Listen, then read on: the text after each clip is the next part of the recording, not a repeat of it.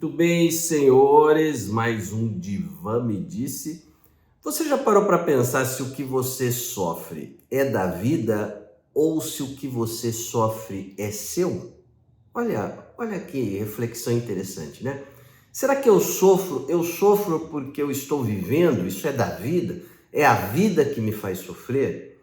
Eu sofro porque eu trabalho e é o trabalho que me faz sofrer? Ou será que esse sofrimento não tem nada a ver com a vida, não tem nada a ver com o trabalho, que esse sofrimento é seu? Olha que interessante. E eu acho que o nosso amigo Freudão, o Freud, pode nos ajudar aqui a psicopatologia da vida cotidiana, que é um livro que eu gosto muito. Essa aqui é uma edição da Autêntica e tem essa edição aqui da Companhia das Letras. As duas edições muito boas.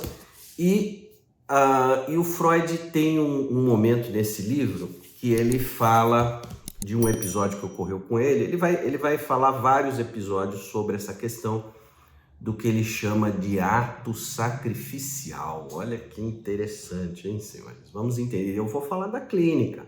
Eu não vou ficar só nesse livro do Freud, não. Eu vou trazer isso para a clínica, porque eu quero ajudar vocês a perceberem quando o paciente de vocês está inserido num funcionamento de ato sacrificial. Então isso existe. O paciente, ele não precisa sofrer, mas ele sofre para realizar um ato sacrificial, um ritual de sacrifício. Então eu quero que você entenda neste vídeo quando é que o seu paciente está fazendo isso, para que você possa ajudá-lo, para que você possa colocar algumas interpretações para ele, dizendo para ele: escuta, você está fazendo um ritual de sacrifício, você repete sacrifícios na sua vida. Então você não precisaria fazer isso, mas você faz, e nós precisamos entender por que o paciente faz, isso que é importante. O episódio lá do Freud é o seguinte: o Freud está andando ali no corredor da sua casa e ele é tomado por um impulso e ele está de roupão, ele está de pantufa, então uma situação ali no período da manhã, é uma situação cotidiana, uma situação íntima ali do Freud. E ele então estica a perna com força, ele dá um chute para frente e lança a sua pantufa para frente. Ela bate numa escultura da Vênus de Médici e essa Vênus cai e se espedaça, né? Ela se espedaça. E aí, depois de fazer isso, o Freud fica se questionando: mas por que eu fiz isso? E a explicação que ele dá é de que ele praticou um ato sacrificial, porque tinha uma pessoa doente na família e num estado grave, correndo um certo perigo de morte, e naquela manhã essa pessoa tinha melhorado. Então ele faz uma espécie de sacrifício que está relacionado com essa melhora da doente ali dentro da família.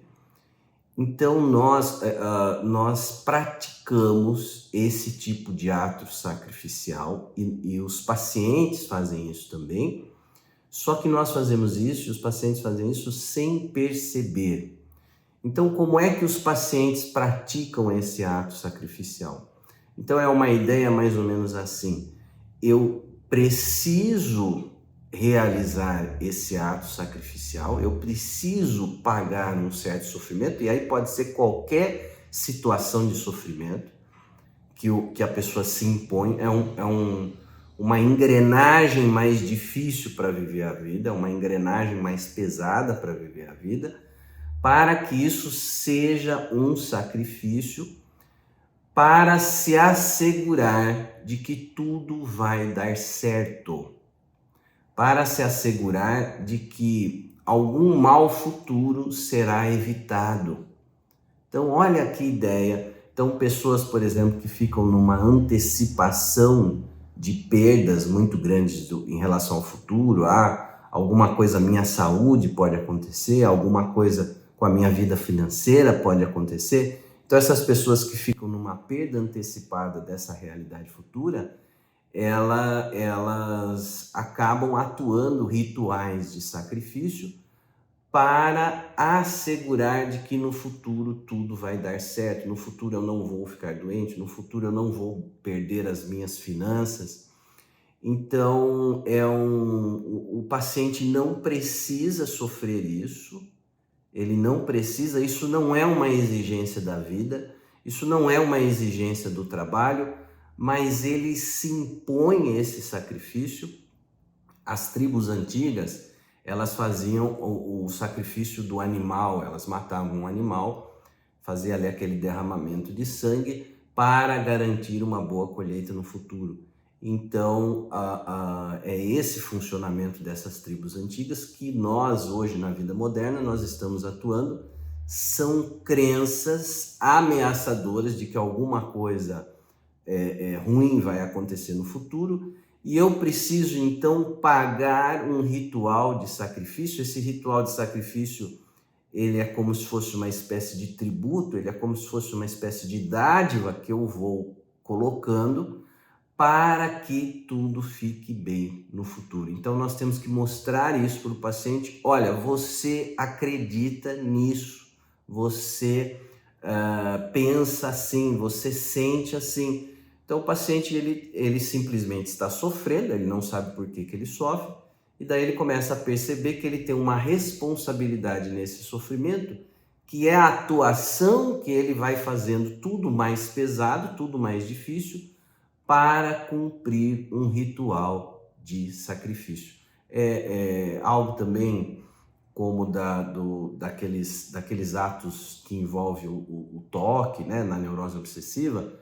A pessoa, ela vai deitar em sua cama, mas daí ela fala assim, não, eu não vou deitar agora, eu preciso ir até o armarinho do banheiro, posicionar as coisas do armarinho do banheiro de uma determinada forma para que eu possa voltar e dormir. Então ela já pode deitar, ela já pode relaxar, ela já pode dormir, ela já está no horário de descanso, mas ela não se permite esse descanso porque ela precisa cumprir um certo ritual. E esses rituais, eles podem ser feitos de uma forma muito sutil, que fica difícil para o analista perceber, porque isso vai sendo jogado ali no dia a dia da empresa, no dia a dia da indústria, no dia a dia da fábrica. É a minha loja, é o meu comércio. Então a pessoa vai jogando esse sacrifício no dia a dia e o analista então não percebe que o seu paciente está praticando um ritual de sacrifício para se assegurar, é a busca de uma segurança, se assegurar de que no futuro tudo vai dar certo. Então ele acredita que precisa sofrer para continuar fazendo conquistas, para continuar melhorando. Olha que interessante essa engrenagem, esse funcionamento. O que nós temos que fazer com isso? Comunicar isso ao nosso paciente através das interpretações e mostrar que ele pratica um ritual de sacrifício para se assegurar de que tudo dará certo, vai dar certo no futuro e que isso tudo não está na realidade, isso não tem nenhum apoio na realidade, todo o apoio disso está nas fantasias do paciente. Então, mostrando isso, o paciente pode, porque esse ritual de sacrifício ele é repetitivo, né? O paciente vai trazendo isso sessão a sessão, então nós vamos usar essa repetição a nosso favor para poder conhecer isso e comunicar isso ao paciente para que ele possa pouco a pouco ir se libertando disso. Olha como é a nossa cabecinha, hein, senhores? Como existe uma carga, não vou dizer que a vida não tem uma carga, que o trabalho não tem uma carga, mas nós criamos sobre essa carga uma sobrecarga. É isso, senhores, fiquem bem, até a próxima. Uma boa supervisão clínica é aquela que consegue encontrar a porta de entrada de um caso. Às vezes as pessoas ficam muito preocupadas com o diagnóstico, a busca do diagnóstico, e não conseguem achar a porta de entrada do caso. É fundamental que o paciente melhore, o paciente melhorando, ele vai estabelecer com você cada vez mais um vínculo duradouro e efetivo, E é isso que eu quero oferecer para vocês toda sexta-feira, 13h, uma supervisão em grupo online. São 6 pessoas, 4 participantes e 2 ouvintes.